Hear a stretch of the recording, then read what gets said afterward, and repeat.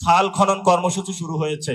এই খালের মধ্যে যাতে হলো আওয়ামী লীগ এবং ভারতীয় কুমির না চলে আসে, খাল খনন কর্মসূচি শুরু হয়েছে।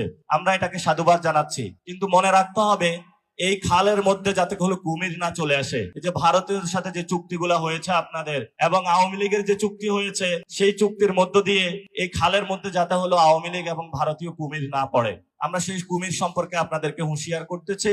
এবং পুরো বাংলাদেশের দিকে তাকালে আমরা দেখি দর্শন হচ্ছে, বিচার হচ্ছে না, সংস্কার প্রক্রিয়া হচ্ছে না। এবং গতকালকে শহীদ মিনারে একজন নাগরিকের জীবন হানি হয়েছে, নাগরিকদের কোনো জীবনে নিরাপত্তা নাই। সেই জায়গায় আমরা দেখতে পাচ্ছি কোথায় একটা বাতি বন্ধ করতে হবে, একটু স্ট্যান্ডবাজি করার জন্য গাড়িটা দাঁড় করিয়ে রাখতে হবে এবং একটু কোদাল দিয়ে কোথাও যা দুই হলো কোদাল মাটি তুলতে হবে।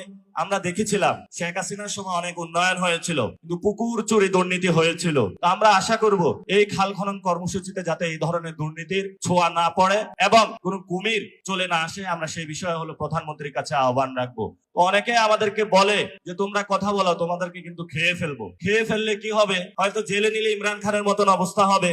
আর যদি আপনারা আমাদেরকে হলো মেরে ফেলেন, তাহলে শহীদ উসমান হাদি ভাইয়ের ইনসাফের পথ আমাদের আছে।